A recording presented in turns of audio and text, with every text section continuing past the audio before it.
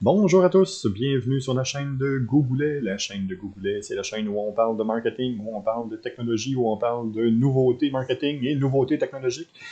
Aujourd'hui, encore une fois, une belle discussion avec Michel Bouchard. Allô Jean-François, allô tout le monde Bonjour sur le chat. Michel, comment est-ce que ça va Michel? Ça va très bien, puis toi?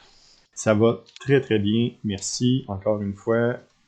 Une belle discussion qu'on va avoir ensemble aujourd'hui. Je pense tout de suite en duplex, on n'a pas de temps à perdre. Je pense qu'on a tellement de choses à dire sur ce sujet-là que on va tout de suite rentrer dans le vif du sujet. Oui, Le c'est bon. marketing d'influence, c'est-tu juste vendre du rêve? C'est drôle parce qu'une couple d'années, je t'aurais dit oui. Puis OK. aujourd'hui, je te dirais non, pas vraiment, ça dépend. Oh, ah, on tombe dans une autre belle zone grise. Ouais, c'est ça. Tu sais, les nuances, là, ça marche pas tout le temps, là, mais bon, c'est important, je pense, de nuancer parce que la vision que j'ai eue quand je commençais le marketing web, là, c'était que le marketing d'influence se résumait à Kim Kardashian et Paris Hilton et compagnie. Puis je pense que c'est en cours de route, à un moment donné, que j'ai compris, non, il n'y a pas juste un type d'influence, il y en a plus qu'un. Fait que ouais, ben, tu sais, avant finalement d'aller trop loin, je pense que ça va être important de définir c'est quoi le marketing d'influence pour que les gens comprennent que c'est pas juste d'aller sur une plage en bikini avec des lunettes pour vendre, pour vendre une brosse à dents, genre. Ouais. Ça peut être aussi de vendre son expertise ou autre chose. Fait que, comment tu définis ça, toi, le marketing d'influence, Jean-François? Marketing d'influence, c'est une entreprise qui a un service ou un produit à offrir, qui veut utiliser les réseaux d'une autre personne, qui veut utiliser le potentiel de réseau d'une personne, d'une entreprise. Souvent, c'est des personnes qui sont sur les réseaux sociaux puis qui ont une grande disponibilité, une grande possibilité d'aller rejoindre Mhm. ces gens-là. Donc, je paye la personne pour qu'elle parle en bien de mon produit, de mon service, pour qu'elle le diffuse à ses centaines, 200, 1000, 3000, des millions de personnes qui le suivent sur les réseaux sociaux. Marketing d'influence, si on réduit ça à sa plus simple expression, c'est ça. OK. Fait que vraiment, de la façon que tu définis, dans le fond, c'est-tu vraiment juste au niveau de la portée? Parce que pour moi, l'influence, c'est ça. Au début, je pensais que c'était vraiment juste le plus grand nombre. Ouais. Alors qu'en cours de route, je suis venu à découvrir tu sais, des micro-influenceurs, des gens qui ont 1000, 2000, 3000 de portée, mais que c'est 2000, 2000, 3000 personnes qui sont directement intéressées par le type de sujet dont il est question. Exact. Fait que c'est plus de vendre un produit au plus grand nombre, un peu comme Walmart, mais plutôt d'atteindre des gens qui sont déjà convertis à la cause, convertis au type de produit qu'on a à offrir. Fait que juste pour clarifier, vraiment, le marketing d'influence, jusqu'où tu l'amènes, c'est-tu juste pour le plus grand nombre? Ou Non. est-ce que ça peut aussi être du marketing, moi j'appelle ça du marketing d'influence spécialisé, là, peut-être que j'ai pas le bon vocabulaire. Mais c'est de la micro-influence. L'important, là, c'est pas de l'offrir au plus grand nombre de personnes. L'important, c'est de l'offrir aux bonnes personnes. Puis la micro-influence, c'est ça. Oui, je peux dire, OK, j'ai du maquillage, j'ai quelque chose à offrir à plusieurs personnes. Oui, je vais essayer de passer à ce moment-là par les Kim Kardashian de ce monde, puis toucher là, les presque milliards de personnes qui la suivent maintenant sur les différentes Ouais. plateformes. Donc ça, c'est une manière d'être capable de la rejoindre. Par contre, je peux aussi viser un produit de niche, un café de brûlerie dans un secteur très précis d'une ville qui vise pas à être international, mais qui vise à être une expertise très locale, Mhm. qui va peut-être trouver des influenceurs dans son quartier, dans sa région, qui, au lieu d'avoir des milliards de personnes qui vont la suivre, vont peut-être avoir 200 ou 300 personnes qui vont la suivre. Mais ces 200-300 personnes-là, c'est des personnes qui vivent exactement dans le même quartier, qui ont les mêmes missions, la même vision, puis la même valeur que la personne qui suivent présentement. Ça me donne une possibilité de parler directement à 100, 200 personnes d'un Mhm. coup. Souvent, là, les personnes qui vont voir là, du niveau du marketing d'influence, dire ah, tu sais, j'essaie de rejoindre un paquet de personnes, puis ça fonctionne pas nécessairement, puis ah, j'ai rejoint juste 200 personnes, ok, on va prendre ça à l'envers. Tu es dans ton bureau, là, tu dis ta publicité, puis il y a 200 personnes qui rentrent dans ton bureau au moment où tu le dis. Là. Ça Ouais. serait-tu un bon coup ou pas pour toi? Mm. Là, c'est ça qui vient d'arriver. C'est Ah, ce ben, qui vient c'est un d'arriver. peu ça, tu sais, que moi, j'ai changé en cours de route à un moment donné en me disant, ben, est-ce que l'influence se limite à seulement des millions, tu sais, une personne qui atteint des millions de Non, personnes, ou non. c'est pas plutôt tout simplement, justement, tu sais, étrangement, le l'opportunité de parler à des gens qui sont intéressants via un intermédiaire qui, lui, est déjà connu pour cette expertise-là ou ce type de produit-là, pour cette niche-là. Et je vais prendre l'exemple, là, il y avait une chaîne que je suivais énormément, c'est un réparateur de produits Apple. Oui. C'est juste ça qu'il faisait sur YouTube. Il expliquait aux gens les limites Mhm. de réparation. En cours de route, là, il a commencé à parler des problèmes qu'Apple mettait dans les pattes des réparateurs comme lui. Puis, en cours de route, il se ramassait de 2000 à 3000 à 5000 à 50 000 personnes qui le suivaient. Mais c'est carrément juste du monde qui cherche de l'information sur les produits Apple. Il n'y a Oui. pas personne d'autre sur sa chaîne que ça. Peut-être Exact. un peu de gens qui aiment, tu sais, qui aiment sa personnalité et tout ça, Oui. mais ce qu'on achète, c'est son expertise pas mal plus que, tu sais, le fait d'atteindre justement 100 000 personnes en claquant des doigts versus un chèque, là. Exactement. Puis déjà là, à ce moment-là, le placement est beaucoup plus facile. Puis Mm. j'ai pas besoin de convaincre les gens. C'est la personne, de par son expertise, de par ce qu'elle place, puis de par ce qu'elle dégage, qui va le faire à ma place. Ouais. Donc, là, c'est sûr qu'on peut rentrer par la suite là, dans l'éthique puis l'intégrité de toute cette structure-là, mais ça, c'est un autre débat, c'est quelque chose Ouais. un peu plus complexe. Mais il reste que le marketing d'influence, c'est quelque chose qui fonctionne, c'est quelque chose qui a été utilisé.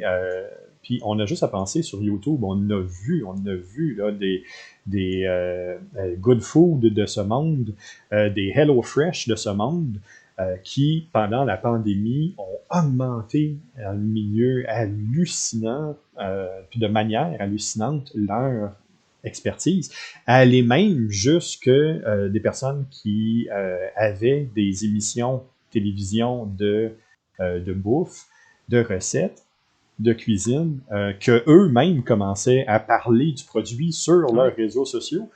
C'est la personne qui fait une émission télévisuelle de cuisine. Les personnes qui vont la suivre sur les réseaux sociaux, souvent, ça va être déjà des personnes qui vont adhérer à cette philosophie-là, de cuisiner plus, d'être capable d'interagir avec des produits frais. Mais là, eux autres, ils viennent de se positionner d'une manière super simple. Puis, ce qu'on oublie trop souvent, c'est que bien fait, d'une manière calculée, en passant par des agences ou en passant par des références qui sont capables de faire une bonne négociation avec les influenceurs, mais surtout de trouver les bons influenceurs. Euh, Écoute, ça coûte vraiment pas grand-chose pour avoir une portée hallucinante dans une cible qui est niche, puis on est capable de créer un retour sur investissement tellement rapidement. Ouais. C'est super comme manière de faire. Puis, je veux juste qu'on porte attention aussi. Maintenant, on dit que c'est des influenceurs. Maintenant, on dit que c'est quelque chose qui est nouveau, mais non, tellement pas. Faut retourner même aller aux années 50. Là, déjà, là, on avait des influenceurs qui étaient là. Pensez strictement là, à quand un mannequin était l'effigie d'une marque, Ouais. était l'érigie d'une marque. Ben, c'est ça, là, c'est exactement le même principe, là, c'est exactement la même chose. On utilise la notoriété de la personne pour être capable de faire passer une idée, un produit, un service, mais c'est la même patente maintenant. C'est juste que monsieur, madame, tout le monde peut l'être avec le moindrement d'efforts qu'ils ont mis, eux, sur leur plateforme sociale. Ouais. Ben, tu sais, c'est Michel Forget qui s'appelait, hein, qui faisait les annonces de Canadian Tire avec Oui, Gratteux. oui, Tu sais, c'était de l'influence. complètement. L'exemple que j'ai de mon côté, là, c'est un article du Grenier Oui, qui mentionne en 1931 la création du personnage de Père Noël qu'on connaît aujourd'hui. oui, Quelque part, c'était d'utiliser le Père Noël pour faire de l'influence par rapport à oui, Coca-Cola. Tu sais, c'est le principe. Tu dis souvent le marketing, la communication n'a pas changé depuis quoi, non, 500 ans. hum, J'ai l'impression que le marketing d'influence a toujours existé. C'est tout le temps. juste récemment, on a vu avec les réseaux sociaux une sorte d'explosion. Ça s'est cristallisé autour d'un queue de la personnalité Oui, qui existait déjà, mais là, qui est rendu tellement facile d'accès. On l'a partout. Kim Kardashian, peu importe le réseau où on est, on et va là. la voir passer, on va savoir qu'elle est là. Oui, Alors qu'avant, ça se limitait peut-être à un poste de TV, Benoît Brière avec Belle, tu sais. Aujourd'hui, je pense, tu sais, on pense à des influenceurs, puis oui, il y a des gros noms qui nous arrivent, internationaux, mais au Québec, il y en a eu plein, il y en a encore aujourd'hui, puis ils passent Oui, pas oui. tous nécessairement par YouTube, TikTok, Instagram et compagnie. Des fois, ils sont encore à la TV, ils sont juste sur Facebook. Mhm. Monsieur Net, tu sais, c'en est un, là, pour le domaine des jeux vidéo, là. Ah Fait que oui. c'est bon, bref, il y a plein d'exemples qui peuvent venir. C'est pas un phénomène qui est si nouveau que ça. Ça a Non, c'est toujours pas. existé. La seule différence qu'il y a vraiment de ce côté-là, c'est la nouvelle étiquette qu'on a Ouais, pu apposer dessus, parce qu'il fallait trouver une manière de séparer acteurs, mannequins, ouais. cette structure sociale-là qui a toujours été un peu idolâtrée, et puis que du jour au lendemain, ça devienne monsieur, madame, tout le monde qui ont une caméra chez eux. Mm, C'était d'essayer de trouver le juste milieu. Le terme influenceur a vraiment été apposé, influenceur social, influenceur marketing, a ouais. été apposé à ce moment-là, mais c'est exactement la même recette qui est répétée. Ouais, avant, on disait représentant ou encore figure, ou peu importe, c'était une façon de dire que c'était une personne qui représentait la marque, qui en était l'ambassadrice, l'ambassadeur. Euh, mais aujourd'hui, on est sur le web, c'est ça, on va parler de l'influenceur. Mais Mhm. peut-être ce qui a évolué, puis ça, tu peux me corriger, mais j'ai l'impression que l'influence, c'est un peu moins. euh, OK, il y en a encore, c'est restrictif, ils ont des contrats, il faut qu'ils respectent la marque qu'ils sont en train de représenter. Mais j'ai l'impression qu'à cette heure, l'influence donne une plus grande liberté aux créateurs de contenu, aux influenceurs eux-mêmes. On n'est plus nécessairement juste attaché à une marque. On peut être attaché à un type de produit, on peut être attaché à un domaine. Mhm. Je pense à, bon, moi j'ai des exemples un peu plus américains, là. Je pense à Sean Evans avec les sauces piquantes. D'ailleurs, son émission Hot Ones, là, c'est excellent sur YouTube. C'est hallucinant. Ah ouais. Mais ça, c'en est un. Il est très niché, on s'entend, Oui. c'est pour des amateurs de sauce forte. Mais son émission, en cours de route, s'est transformée en bel espace pour des créateurs de sauce Oui. forte pour faire voir leurs Oui. produits, puis se servir des célébrités qui viennent manger, faire une interview avec Sean Evans, de leur réaction, bon, des fois intense à manger une sauce ou une autre. Je pense à Da Bomb, là, la Oui. fameuse sauce radioactive. Euh, les réactions sont maintenant, tout le monde le sait à quoi s'attendre, tout le monde le sait que la sécurité va capoter, mais puis même tout le monde le sait qu'elle n'est pas bonne, cette sauce-là, mais ils vont vouloir quand même la sauce parce qu'elle est tout le temps là, parce que le message revient, parce que tout le monde, toutes les célébrités vont l'essayer, parce que Mhm. Sean Evans en fait la promotion de saison en saison. Tu sais, il a réussi à se construire finalement un aura, mais en même temps, il n'est pas associé à une marque de sauce. Il y en a 15 à la table, tu C'est sais, ça. c'est 10 Euh, plutôt, 10 à la table. ouais. Ce que tu dis là, c'est vrai et pas. OK? Bon, Euh, je suis justement en pleine recherche. Là, je suis en train de faire un paquet de recherches sur tout le côté influence, surtout pendant la pandémie, parce qu'il y a eu un grand changement pendant la pandémie au mhm. niveau du marketing d'influence. Ben, il Ça y a a eu été des règles accéléré. aussi, mais quand même assez Il y a, récentes, là. il y a des règles qui ont été ajoutées. Les plateformes ont aussi ajouté elles-mêmes des règles. Puis, on commence à être capable là, de circonscrire un peu plus là, c'est quoi, puis jusqu'où on peut aller là-dedans. Euh, dans les recherches que je fais présentement, ce qu'on trouve, c'est qu'on a les deux extrêmes. Il y a des produits qui veulent travailler avec des influenceurs de haute pointe, des personnes qui Mhm. vont, des créateurs de contenu là, qui sont hors pair, qui vont leur laisser là, carte blanche. Euh, Par contre, ce qu'on voit aussi, c'est des agences de marketing qui, elles, ont peur de perdre le contrôle. Donc, qui ont Ouais. fait affaire avec des influenceurs, entre autres au Québec, en leur laissant pratiquement pas de jeu pour placer le produit, où ce qu'on veut, c'est que l'influenceur soit là, puis lise la ligne.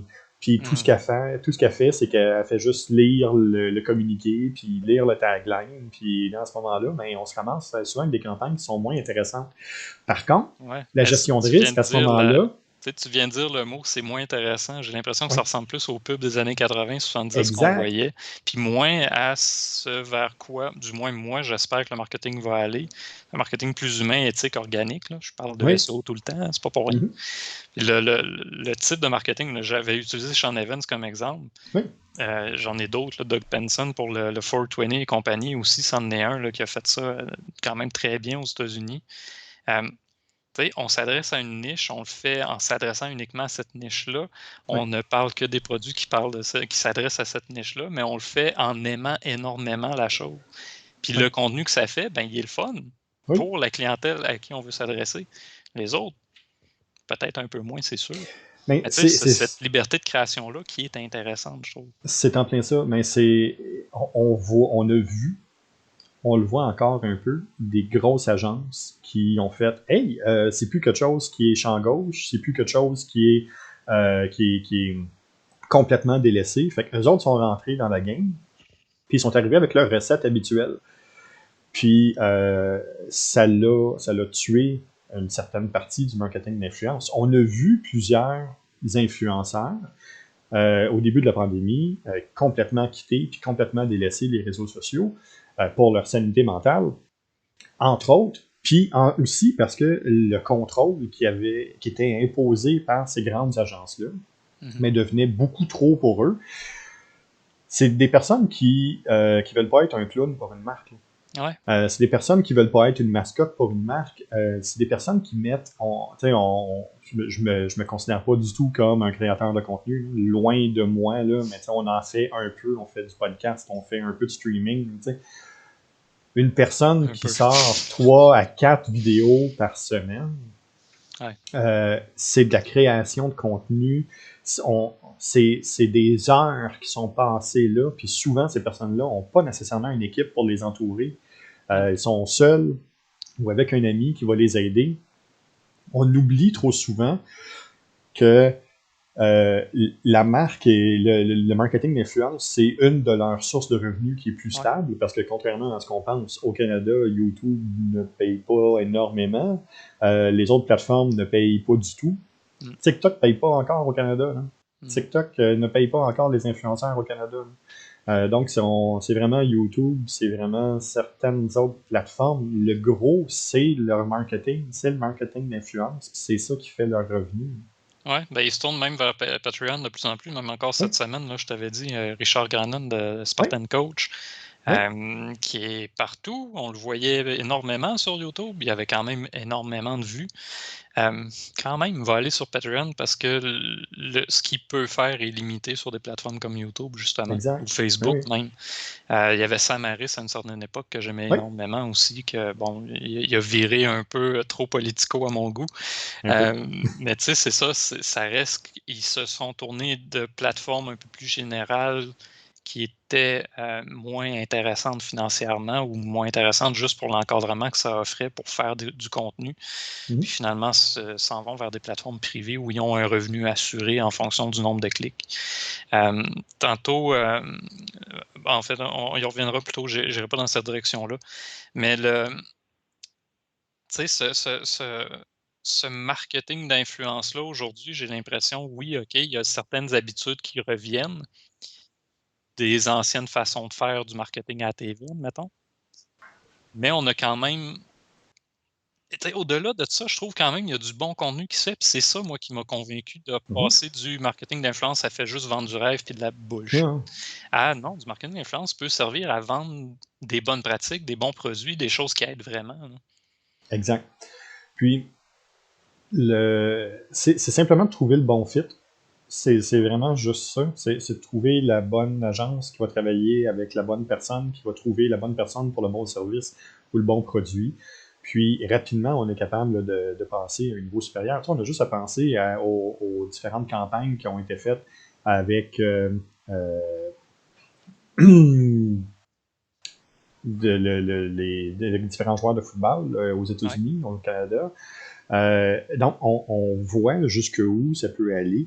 Euh, j'ai travaillé avec une entreprise qui était dans l'agroalimentaire, puis on voulait aller chercher des plus jeunes, être capable d'aller chercher différentes personnes puis des cibles aussi qui étaient un peu différentes, mais ce qu'on a décidé de faire, c'est justement de travailler avec des micro-influenceurs, donc des influenceurs qui étaient des athlètes universitaires.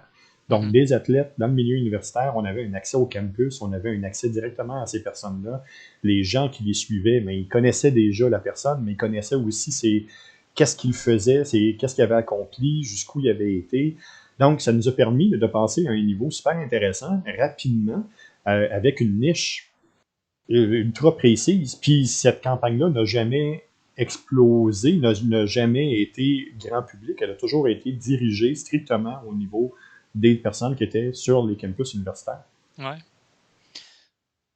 Si je ramène ça un peu en arrière, parce que l'exemple que tu donnes me fait dire finalement que du marketing d'influence peut être presque personnalisé, un peu comme du SEO Oui, puis de la longue traîne, là, j'aime ça oui, là, oui. dire ça. Là. Oui. Quand on dit que le marketing d'influence, la question qu'on me posait, c'était ça, le marketing d'influence, sert-tu juste à vendre du rêve? Pourquoi on en est venu à penser ça? Pourquoi on en est venu à avoir cette perception-là du marketing d'influence? Parce que les premières agences puis les premières campagnes qui ont eu lieu, c'était avec des grands joueurs. Parce que le réflexe en marketing, encore malheureusement, c'est je veux toucher au plus grand nombre de personnes possible au lieu de je veux toucher aux bonnes personnes.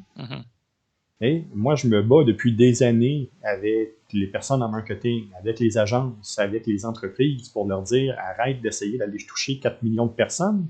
Tu vas avoir 0,01% des personnes qui vont vouloir voir ta niche puis voir ton produit. Les autres, demain matin, là, ils s'en souviendront plus. Fait que tu vas avoir dépensé une fortune pour absolument rien. Prends ce montant-là, divise-les en plusieurs campagnes, puis parle à 100 personnes à la fois, parle à 100 000 personnes maximum à la fois. Puis là, tout d'un coup, tu vas peut-être être capable de convertir beaucoup plus, puis d'aller chercher les bonnes personnes. Mais c'est pas le réflexe habituel, c'est pas le réflexe des grandes agences, c'est pas le réflexe des grandes campagnes. Puis, malheureusement, surtout aux États-Unis, ce qui a été fait, ben, c'était ça. Les premières campagnes qui ont eu lieu, c'était là. C'est là qu'on a commencé à les voir avec, Kim Kardashian et compagnie, Paris Hilton et compagnie, puis tous les différents modèles qui cadrent dans ce type de personnages-là, qui se sont créés une vie sur les réseaux sociaux, qui ont créé un univers alentour d'eux qui était un peu fake, puis un peu beaucoup fake. Puis qui même ultimement a poussé des gens à complètement inventer des affaires. Ils n'étaient pas en tout aller sur une île déserte pour aller faire un party. Finalement, c'était dans leur cours dans un bac à sable ou ainsi de suite. Ouais, mais là, tu parles de Fire Festival, là, pourquoi qu'il a fonctionné. C'est ça. Là. En tout cas, on s'est basé, OK, c'est des célébrités, ils se sont associés à un événement, puis finalement, on arrive sur place, puis écoute, ils en ont fait quoi, 4 documentaires.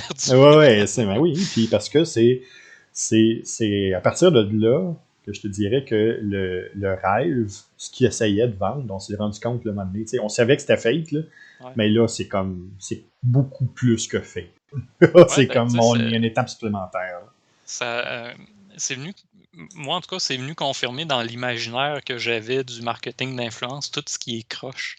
Tout ce que j'aimais pas, justement. Ça a été la consécration de une gang de personnes qui ont acheté du rêve, qui se sont rendus sur place, qui ont payé de gros prix, puis en arrivant, t'as un pain blanc avec une tranche de fromage Kraft, puis c'est ça ton repas de luxe qui était prévu, puis non, le groupe de musique ne viendra pas, puis non, t'as pas de tente à toi, il y a quelqu'un qui a pissé dans ton espace pour dormir. Tout est crotté, tout est laid, tout marche pas.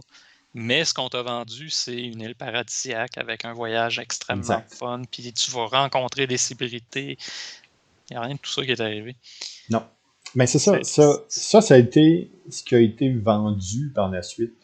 Mais parallèlement à ça, il y a eu un courant très fort de plus petites agences, d'agences européennes, d'agences canadiennes qui ont commencé à travailler un peu à contre-courant en disant oui, mais moi, là, je veux pas atteindre 1 milliard de personnes. Ça sert absolument à rien pour ce que moi, je vais faire. Tu sais, j'ai 1 milliard de personnes qui me téléphonent demain matin là, pour dire « Hey, je veux tes services. » Je m'excuse, mais je suis mal pris. Je peux pas offrir de service à tout ce monde-là. Ceux qui font les choses à la main, Ils vont tricoter, ils vont faire des choses. Hein. T'as 1 milliard de personnes là, qui disent « Hey, moi, je veux ça. » Excuse, mais j'ai un backlog pour les 22 prochaines années. Ouais, Ça tu me fais marchera pas. Là. penser à Madeleine Baudouin qui a fait le petit chat, là, qui a juste Oui, affiché le félicitations logo. d'ailleurs, il est superbe. Là. Ouais, mais merci Madeleine, je sais pas si t'es encore dans le chat, mais énormément merci, j'avais vraiment hâte de l'avoir. Puis il est pas à sa place permanente, mais on va le déplacer bientôt pour qu'il soit dans sa maison permanente. Tu sais, on starte une campagne marketing, mettons, pour Madeleine, on a 100 000 personnes sur notre chaîne à tous les vendredis puis à tous les lundis, on drive du trafic chez Madeleine. Madeleine fait ça à la main. Oui. En faire Ça 10, marchera pas. 100 peut-être, mais en faire 100 000 commandes demain matin, je ne l'aide pas. Là. Je Non, viens c'est ça. de tuer son projet dans l'œuf. Mais c'est pour Fait ça que, qu'il faut faire la différence entre marketing et publicité. hum. Tu sais, les premiers. J'aime ça comment que tu l'amènes. Là. J'ai hâte de voir la suite, mais j'aime ça comment tu l'amènes. Là. Les premières fois où on s'est assis ensemble pour on a discuté, une des choses que j'ai clarifiées avec toi, c'était ça. C'était, tu sais, avant d'arriver à la publicité, là, prenons en considération et analysons les choses avant. Avant de faire la publicité, là, c'est quoi le backlog? Le back-office de la personne présentement, c'est quoi? Es-tu capable de prendre des appels? Je vais diriger du monde sur son site web. Le site web, es-tu capable de prendre 100 000 personnes qui vont faire un clic? On dirige ça sur un téléphone. Mais la personne, ça tente-tu de répondre au téléphone? Ouais. Tant que ça. C'est arrivé avec les dragons. Hein? Oui. Des sites web qui ont été down le lendemain parce que c'est arrivé souvent. les infrastructures n'étaient pas prêtes à ça. Exact. C'est arrivé souvent. Oui. Mais ça, c'est justement de prendre le pas de recul nécessaire, puis de dire, bon, mais OK, mais c'est quoi ton entreprise? Comment elle est gérée? Puis on l'a vu, encore une fois, au début de la pandémie, où les entreprises ont dit, OK, moi, je m'en vais numérique. Puis là, ces entreprises-là, tout d'un coup, ça l'a explosé, ça l'a boomé, puis c'est devenu un succès rapide. Sauf que la chaîne d'approvisionnement était cassée à cause de la pandémie. Fait que rapidement, ils sont rendus à écouler le stock, plus incapables de produire. Il y a beaucoup d'entreprises qui ont eu des problèmes de notoriété par la suite parce qu'ils n'étaient pas capables de produire ce qu'ils avaient promis. Puis là, ça devenait un autre problème. Ouais. Non, c'est drôle, là, tu parles du pourquoi encore, là, pourquoi tu voudrais avoir une aussi grosse publicité. Exact. Mais tu sais, le processus, moi, c'est ça, en fait, que t'as permis de confirmer dans mon approche à moi. C'est qu'à un moment donné, oui, je parlais beaucoup du SEO des gens, mais à un moment donné, j'oubliais le processus parce qu'ils me demandaient tellement des textes. C'est pourquoi tu en veux autant? Pourquoi tu veux une nouvelle page? Ça. Pourquoi tu veux démarcher un mot-clé général comme ça? À un moment donné, revenons à la base. Tu vends quelque chose de précis, ben OK, on va vendre quelque chose de précis, on va l'adresser à la bonne personne. Puis là, tout d'un coup, ton SEO, il est pertinent. Ton SEO est Faites un bon mot valise entre pertinent et SEO. Mais tu sais, pour moi, le marketing d'influence, c'est la même chose. Est-ce qu'il y a des entreprises qui ont besoin, comme Coca-Cola, de s'associer à une figure internationale qui va rejoindre un paquet de monde? Oui.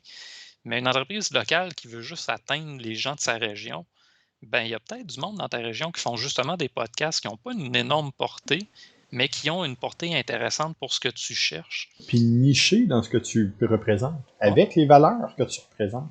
Oui.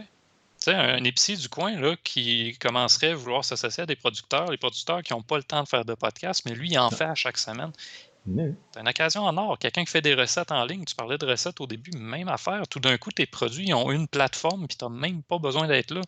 Fait que, pour moi, ça, c'est du marketing d'influence en plus qui est le fun à regarder. Là, des fois, je vais m'intéresser à des choses qui n'ont aucun rapport avec mes intérêts premiers. Je vais regarder, justement, j'aime ça cuisiner, mais on s'entend, à un moment donné, c'est pas ma passion numéro 1. Là. Mais quand j'ai voulu faire mon pain là, pendant la COVID, la première affaire que j'ai faite, c'est essayer de trouver du monde qui en faisait ici. Ricardo, c'est le fun. Là. Mais à un moment donné, c'est de trouver quelqu'un chez eux qui a sa cuisine, sa petite cam, puis qui me donne des trucs. Et là, tout d'un coup, ça, j'aimais ça. Puis ça, c'était pas des 100 000 vues, c'était 200 vues peut-être qu'il y avait sur sa vidéo. Mais c'était le fun à regarder. C'est ça.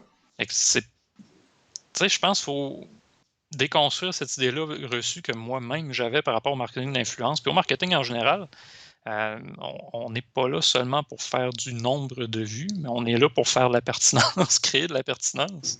Puis le marketing d'influence, je pense que c'est un bon médium pour finalement montrer à quel point on peut être pertinent. Là. Puis là, on ne vend plus du rêve, on vend carrément quelque chose d'utile. C'est en plein ça.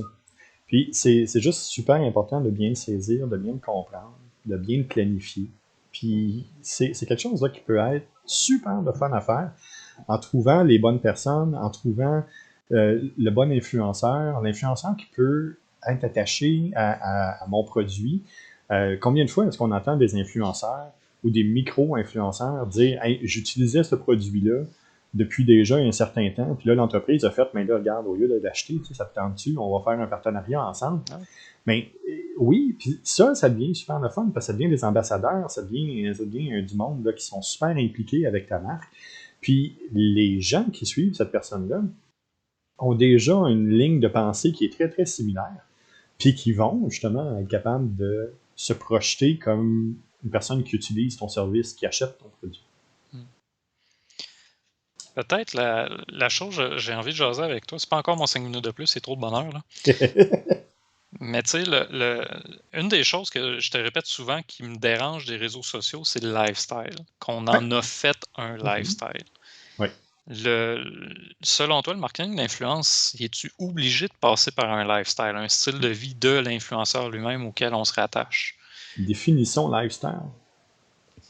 Style de vie vraiment, façon de... Mais c'est ça. C'est pas juste les valeurs, mais vraiment C'est ça. le côté jet set, tiens. Le côté jet Le- set qui le- revient souvent, là. C'est ça. Le côté, la catégorie lifestyle a pris un sens un peu étrange avec l'arrivée de certains influenceurs. Parce que lifestyle, ça reste un style de vie. Là. Ouais, c'est large quand même. Lifestyle, écoute, un C'est ça. lifestyle grano, c'est valable autant que lifestyle jet Exact. set. Puis Mais un on a associé lifestyle lifestyle geek, à jet set, c'est à ça. bien vivre, à Et, yoga, admettons, avec tu sais, ouais. ça a été on dirait que ça a été accaparé par un style de vie, tiens. Oui. Puis, c'est essayer de vendre, au-delà de vendre du rêve, je pense que c'est d'essayer de vendre une normalité. Mhm. C'est d'essayer de vendre une uniformité. Faut que tout le monde fasse du yoga, faut que tout le monde ait les mêmes pantalons, faut que tout le monde magasine à la même place, faut que tout le monde aille chez Starbucks, faut que tout le monde utilise le même petit foulard.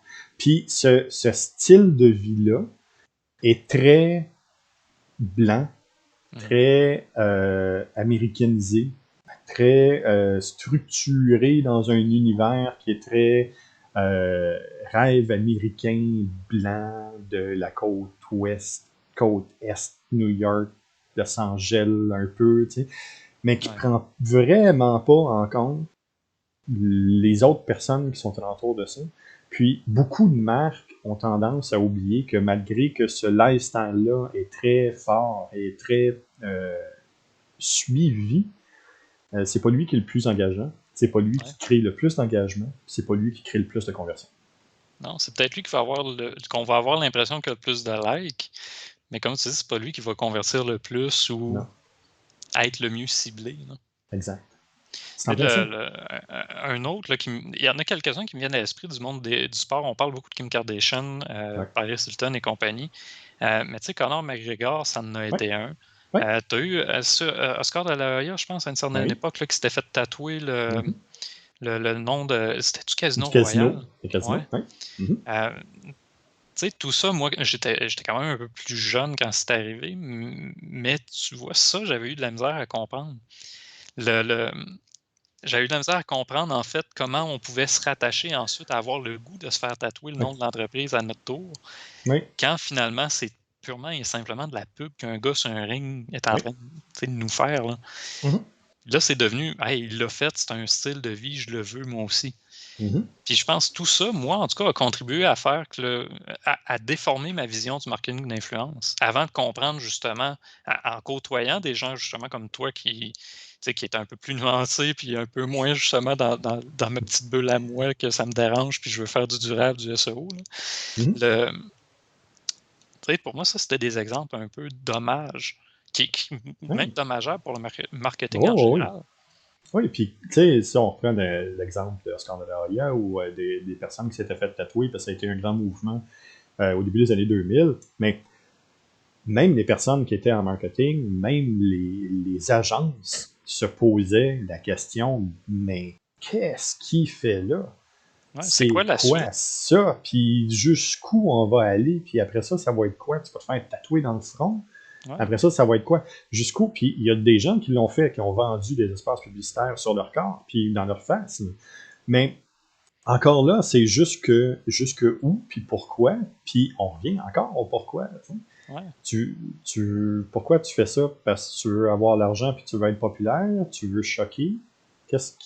Pourquoi? Puis il y a une de ces personnes-là maintenant qui est un très grand influenceur, même pour des tatoueurs, pour des personnes qui enlèvent les tatous au laser. Ouais. Tu me fais penser, dans Community, ils se sont moqués un peu de ce genre d'approche-là du marketing d'influence. Je sais pas si t'as-tu écouté Community? Euh, euh, Pas toutes les saisons, mais oui. OK. C'est juste à un moment donné, tu as un personnage, il revient 2 fois. La première fois qu'on le voit, c'est Subway. Son nom, c'est carrément Subway. Subway prend un espace prend la cafétéria, en fait, puis il vend évidemment ses sandwichs. Ben oui. Mais carrément, le gars a pris le nom de l'entreprise. Il s'appelle Subway. Tout ce qu'il fait, c'est parler. Oui, les sandwichs sont bons. Tu sais, il revient tout le temps avec le discours commercial, corporatif de Subway, même au travers d'une Ouais. conversation banale. Mhm. Ça marche pas, évidemment. Ben non. Qu'est-ce qu'ils ont fait? Ben, pour pousser ça, je pense que c'est Ford. La fois d'après, il revient. Il a dit: «Non, non, là, j'ai vu mon nom à moi, je suis vraiment ma propre personne. T'as-tu vu mon char? Il est le fun, mon char.» Puis, tu as le dean, le directeur de l'école, qui en achète je sais plus combien, si c'est pas 4 ou 5 chars différents parce que chaque modèle a ses avantages, puis il est pas capable de choisir. Tu sais, c'est comment dire, un influençable niveau 8, là, quelque chose comme Oui. ça. Tu sais, je pense que ça, ils ont réussi à tourner en ridicule ce marketing Oui. d'influence-là, qu'on transforme des gens ordinaires ou des célébrités en une image de Oui. marque carrément, en Oui. représentant pur de la marque, là. Oui. Si vous n'avez pas vu Community, série extraordinaire, il y a des petits temps morts peut-être pour les gens un peu moins geeks comme moi, là. Mais pour des épisodes comme ça où c'est vraiment méta, où ils vont explorer la pub, la façon de faire des émissions, des films, des stéréotypes qu'on a justement sur le marketing. Vraiment, là, c'est super bien fait comme série, là. Dis, du marketing d'influence bien fait, là, il y en a beaucoup. Là. On pourrait en citer des exemples, mais je pense Ouais, qu'on en pourra en discuter lundi. Là. Mais ouais. il y a beaucoup de choses qui ont été faites qui sont excellentes, mais celles qui sont d'un niveau d'excellence extrême, c'est où la liberté de création a été laissée aux créateurs de contenu. Ouais. Quand c'est dicté, quand c'est fake, quand ça vient de la relation publique ou du département légal, on le sent, on le voit. Puis, on s'entend, le marketing d'influence parle beaucoup plus aux personnes de 35 ans et moins qu'aux personnes de 35 ans et plus. Mais les personnes de 35 ans et moins sont nées avec quelque chose de plus que les générations d'avant. C'est un détecteur de cassettes. Un Ouais. détecteur de messages normalisés, banalisés, qui veut absolument rien dire, sont plus là. Mhm. Et ça les touche plus. D'où pourquoi le marketing d'influence va fonctionner.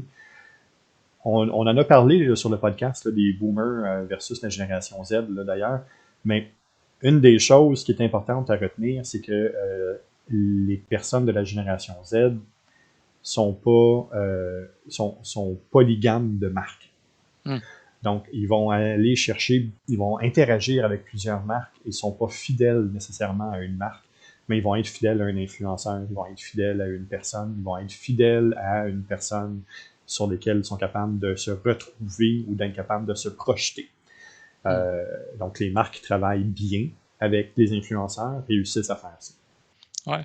Mais tu sais, dans les années, on s'entend, j'allais dire 60, puis peut-être même avant, là, pour les cigarettes. Ah, Oui, pourquoi tu fumes cette merde de cigarette-là? Ah, c'est parce que tel acteur l'a fumé, puis ah, c'est parce que je l'ai vu oui. dans tel film. Parce qu'évidemment, Mm-hmm. le placement de produits aussi avait de l'influence. Beaucoup. Mais tu sais, aujourd'hui, je pense que tu l'as bien dit, tu sais, et je peux m'inclure là-dedans aussi pour certains produits. Tu sais, j'ai vu, mettons, un influenceur que j'aime bien ou tu sais, quelqu'un qui fait des podcasts puis il me dit: «Ah oui, j'utilise telle caméra.» «Ah, mais tu sais, elle me tente ta caméra.» Mm-hmm. tu sais. C'est ça. D'ailleurs, il faut que je m'en achète une nouvelle, là. Mais ça, c'est autre chose. Le sais, c'est ça, je pense qu'on revient quasiment à un principe de référence. Oui. On cherche un influenceur qui va nous référer des produits Mhm. dans lesquels il a confiance ou des gens en qui il a confiance. Puis nous-mêmes, on va transposer notre confiance, tu sais, sur cette personne-là ou ce produit-là. Puis Mhm. moi, je trouve ça intéressant quand c'est bien fait, quand c'est mensonger. Là, j'ai un problème avec le marketing d'influence, justement. Il y a une cassette qui a été mise en branle, ben, telle marque est vraiment excellente, là, tu manges ça ou tu essayes ça, puis c'est de la bullshit. Là. J'ai dit ça 2 fois aujourd'hui, excuse-moi, là, faut que je fasse attention. Là. Le, le- mais tu sais, c'est ça, c'est le principe de référence, je le trouve intéressant. C'est un peu ce que j'aime faire, moi, avec mon réseau. Tu sais. Je réfère Mhm. quelqu'un, pourquoi? Ben, j'ai confiance dans ce qu'il fait, j'ai confiance dans ce qu'il offre, j'ai confiance en la personne. Fait que je mets mon nom par-dessus. Fait que Mhm. certains influenceurs vont là, d'autres, je suis pas sûr des fois que si c'est pas la ligne ou la On cassette sent qui en sont. plus la cassette, c'est Ouais. ça. Et tu sais, je vais leur dire encore, là, la communication n'a pas changé. Mm. Les outils qui l'ont. Ok? Fait que ce qu'on cherche à répéter, c'est le bouche à oreille Mm. Ouais. par les nouveaux outils. Fait que le référencement qu'on cherche à répéter, c'est exactement ça. Fait que de me faire dire par quelqu'un en qui j'ai confiance, qui est un peu un modèle ou qui est un peu une référence au point de vue de la mission, de la vision, de la valeur, de où je veux aller, que hey, tel produit ou tel service est excellent, ben, j'apporte une plus grande attention que si c'est monsieur, madame, tout le monde à côté que j'ai jamais vu. Ouais. Jean-François, je pense que c'est l'heure du 5 minutes de plus. Oh! Depuis tantôt, on parle d'influenceurs, on a parlé des micro-influenceurs, on a Mm, parlé des influenceurs macro, on va dire, là, comme mm. Kim Kardashian et compagnie, Conor McGregor, Ouais. des gros noms, là. Benoît Brière au Québec, un peu plus ciblé. Il y a eu Céline Dion avec Dior, je pense, un bout. Oui, Là. aussi, pendant un bout. Mm. Qu'est-ce que tu penses de la nano-influence? D'abord, c'est quoi la nano-influence? Ah mon Dieu, c'est quoi la nano-influence? Je te piège dessus. Non, c'est que j'essaie de le déterminer. Non, mais tu sais, Nano, c'est un concept quand même flou. Là. Il y a ouais, Edith c'est. Jolicoeur dans le bout là, qui l'a défini un peu mieux. Mais je me rends compte d'une personne à l'autre, d'un expert à l'autre, des fois, on ne définit pas tout le temps de la même façon. Là. C'est pas encore reconnu en tant que tel en plus, mais tu sais, la nano-influence, ça va être d'une personne à l'autre, ça va être d'un réseau à l'autre, puis d'être capable de faire passer le message d'une personne à l'autre, inter-réseau. Donc, c'est parce que la nano-influence, là, de mon côté, c'est un. Tu n'aimeras pas, là. C'est un système de marketing qui vient beaucoup du MLM. OK. C'est bon. Ben, écoute, je suis d'accord avec toi, mais justement, l'exemple que moi j'ai en tête, écoute, on s'entend, il est pas loin de ça. Là. Hmm. Fait que c'est ça fonctionne, là. Ces systèmes-là fonctionnent à fois 1000. Mm. OK? Euh, les promesses qui sont alentour de ces affaires-là on pourra en reparler, mais ça fonctionne. Je connais des personnes qui en vivent grassement. Euh, Mais c'est ça, c'est un marketing de 1 à 1. C'est un Mhm. marketing à plus petite échelle. C'est un marketing de. euh, on est encore dans le lifestyle. Ouais. On t'a dit qu'on est encore dans le lifestyle avec du nano, par exemple. Ben énormément, tu sais, parce que jusqu'où je le pousse, je suis encore en train de le définir, je pense, dans le sens que je suis pas encore certain des balises que je lui mets. Par exemple, je te donne un exemple bien précis, un avis qu'on laisse sur Google en tant que Google Local. Ouais. Tu sais, est-ce que je suis vraiment un nano-influenceur en laissant des avis sur tous les commerces que je connais à Rimouski? On te le laisse croire. C'est ça. C'est là que la limite se joue. Est-ce que c'est consacré ou est-ce que c'est plutôt l'impression qu'on veut On- donner pour finalement profiter de manière contournée finalement du fait que tu laisses plein d'avis? En tout cas, c'est ça. le. C'est qu'on te le laisse croire. Puis le danger là-dedans, c'est que les personnes qui ont un besoin de se faire taper dans le dos vont peut-être utiliser ça, mais pas du bon sens. Ouais. Puis là, on Non, embarque dans un autre game. ouais. Mais tu sais, le concept, tantôt tu parlais MLM. Je Mm. suis d'accord avec toi. Dans le sens, tiens, quand c'est mal fait, je suis Mhm. 100% d'accord, c'est du MLM. Quand c'est bien Mhm. fait, j'ai plus l'impression qu'on est comme dans un groupe de réseautage. Là, tu me vois peut-être venir avec le BNI de Mhm. Rimouski, mais tu Mhm. sais, c'est un peu ce principe-là. Mhm. Là où j'ai de la misère à le définir, c'est ça prend-tu une communauté ou c'est plutôt chaque membre de la communauté qui peut jouer un rôle de nano-influenceur? Fait que est-ce que vraiment un nano-influenceur peut exister si c'est finalement un membre d'une communauté qui partage la bonne nouvelle? C'est quoi une communauté? Ben, ça, c'est une communauté, en fait, là, si on le définit pour les réseaux sociaux, c'est le groupe avec lequel on interagit, les gens qui font partie de notre réseau proche, qui sont nos amis sur Facebook. Mais encore là, est-ce que si tu fais partie d'un groupe, tout le groupe n'est pas ton ami? Tu sais, ce ne sont pas tous tes amis. C'est Est-ce que ça. tu peux. Tu sais, c'est pour ça que j'ai de la misère à le C'est- définir parce que j'ai Mhm. l'impression que selon le contexte, selon le point de vue qu'on prend, Mhm. il n'y a pas vraiment la même définition ou la même portée. Non, mais c'est ça, c'est pas encore assez défini, c'est pas encore assez placé. Euh, Puis, moi, tant et aussi longtemps que l'aspect de communauté va être créé, puis va être attaché à cette notion-là, ben, ça veut dire que ta communauté, il faut qu'elle ait des règles, il faut qu'elle ait des balises, il faut qu'elle ait des règlements, il faut qu'elle ait une manière de fonctionner, il faut qu'elle ait...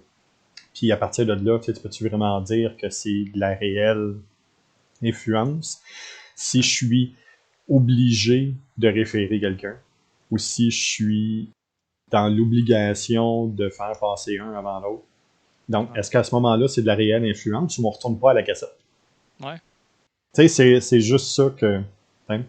Puis on peut-tu mettre vraiment l'étiquette de nano-influenceur sur quelqu'un qui fait juste dire moi j'ai été satisfait du produit, tu sais, ou satisfait du service?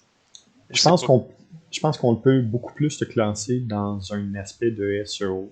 Je pense qu'on peut beaucoup plus te classer dans un aspect de marketing, de service dans lequel on peut juger, mais encore là, Trivago, combien de fois qu'ils se sont fait prendre avec Ouais. des faux commentaires? Combien d'hôtels puis de restaurants se sont fait prendre avec des faux commentaires, positifs ou négatifs, là? Ouais, Hein? parce qu'à l'inverse, il y a ceux qui vont laisser de mauvais commentaires puis qui envoient un courriel ou un message après si tu me donnes telle affaire, si tu me donnes un Mm. week-end, si tu Ouais. m'envoies un virement avec des bitcoins, admettons. Ouais, Tu sais, c'est ça. ça, en tout cas, il y a eu une couple de campagnes que j'ai vu passer qui étaient un peu chiantes pour les entreprises locales, là. Ouais. Mais tu sais, c'est ça, c'est un concept que moi je trouve super intéressant parce que le côté engagement, je l'aime beaucoup. Se dire, Oui. on Ouais. transforme notre communauté en nano-influenceurs.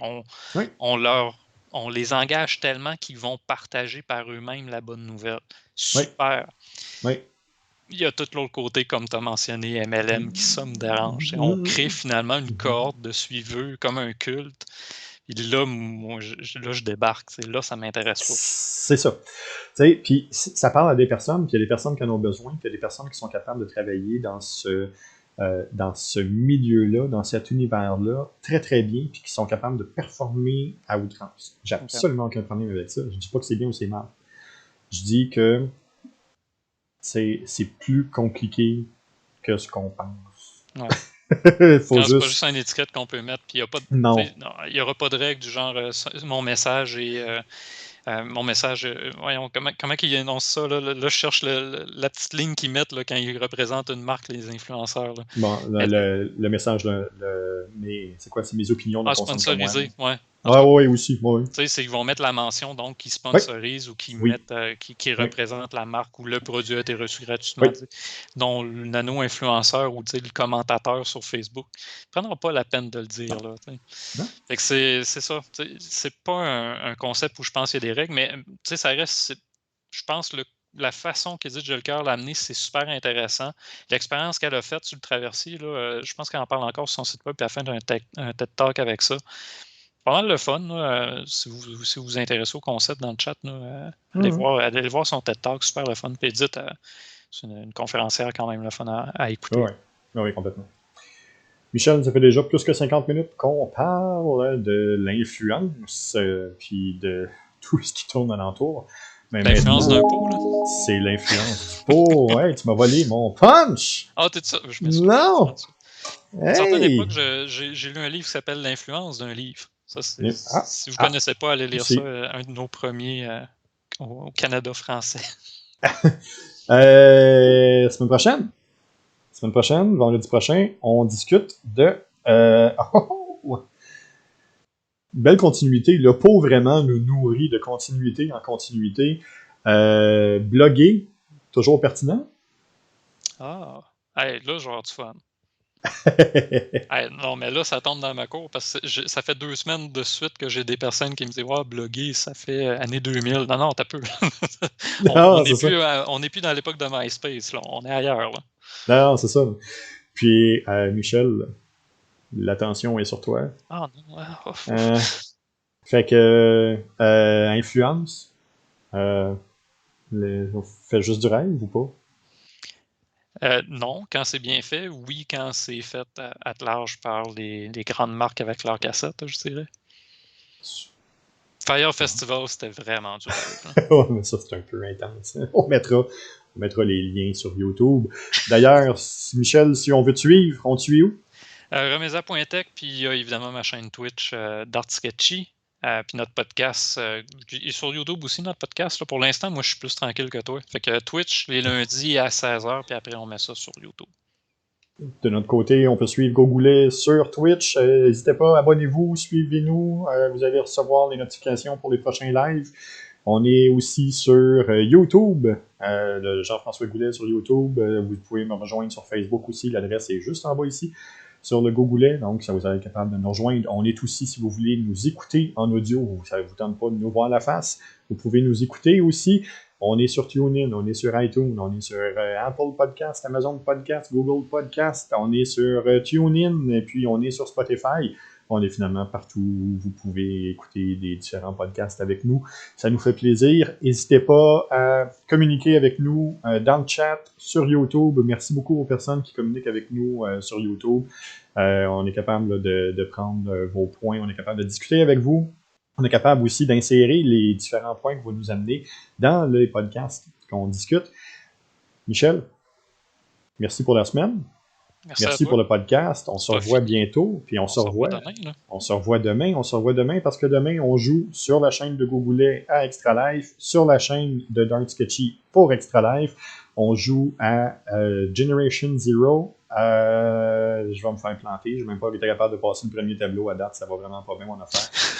Il n'y a même pas d'autres joueurs dans celle-là, le pire, si tu n'as pas passé le premier. Non, ça va vraiment pas bien. Là, je te le dis, là, ça va être l'enfer. Fait que oui, on va être là.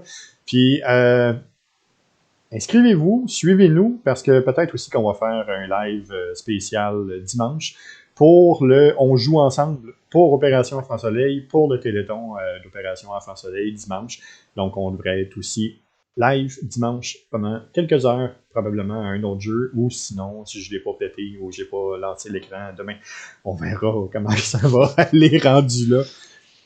Je remercie tout le monde qui était dans le chat. Je remercie toutes les personnes qui sont passées sur la chaîne de YouTube cette semaine. Je remercie toutes les personnes qui nous écoutent en podcast. C'est toujours un plaisir d'être capable de vous fournir de l'information, vous changer les idées, puis capable de vous amener à réfléchir un peu sur le marketing et la technologie. Sur ce, je vous remercie énormément et on se revoit la semaine prochaine. Merci Michel. À la prochaine.